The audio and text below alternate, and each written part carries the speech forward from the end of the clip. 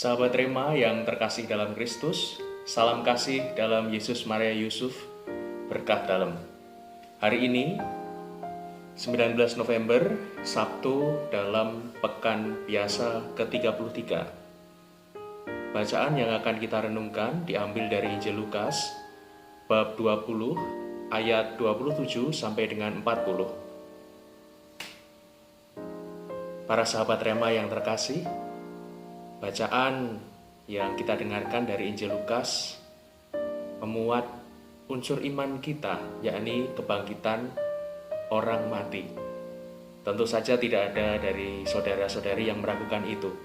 Namun pada hari ini, saya akan mengajak Anda semua untuk berkontemplasi tentang apa yang terjadi ketika Yesus berjumpa dengan kaum Saduki yang tidak percaya akan kebangkitan.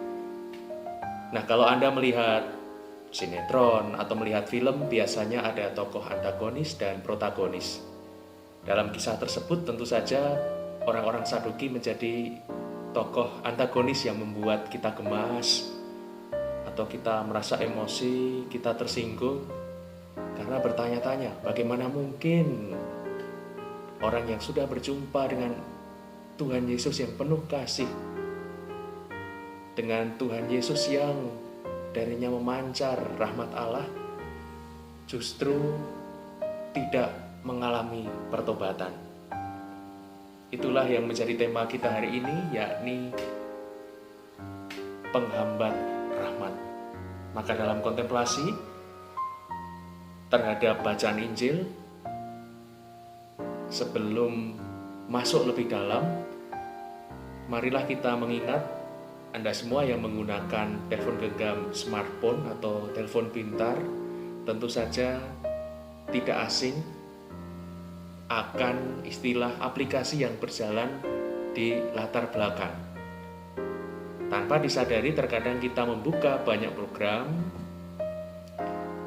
atau menginstal terlalu banyak program dan HP kita menjadi lambat karena banyak aplikasi yang berjalan di belakang layar. Mirip sekali yang terjadi dengan orang-orang Saduki. Apa yang menghambat rahmat Tuhan sampai ke hati mereka?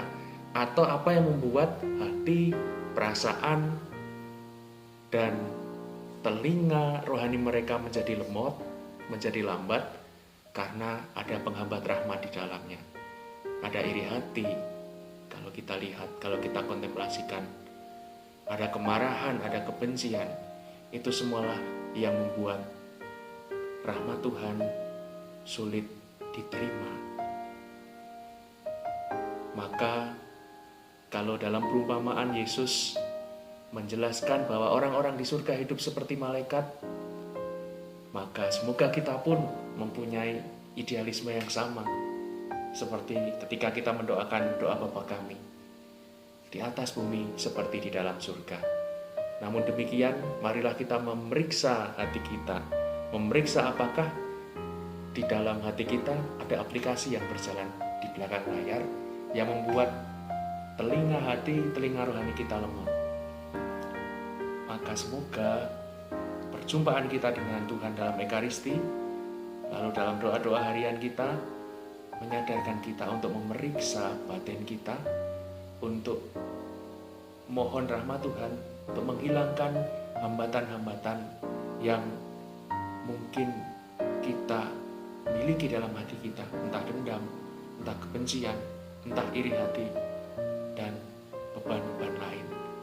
Sehingga perjumpaan dengan Tuhan tidaklah sia-sia, sehingga kita tidak terhalang untuk melihat kasih Allah dalam diri sesama, dalam diri anggota keluarga kita, dalam diri rekan kerja kita, dan dalam diri konfrater atau saudari sekomunitas kita. Maka semoga Yesus yang penuh kasih itu, yang sungguh menghadirkan kerahiman Tuhan, berkenan membersihkan halangan-halangan dalam hati kita, sehingga rahmat Tuhan yang tercurah boleh kita terima lebih maksimal, dan tentu semakin banyak rahmat yang bisa kita bagikan.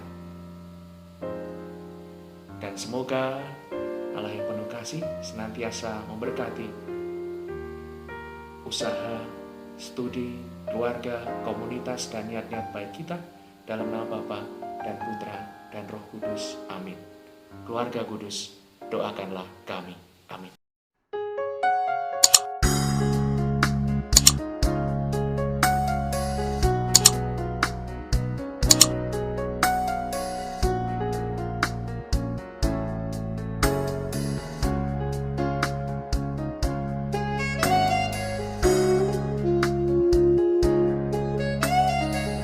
Sahabat Rema, sampai jumpa dalam program berikutnya.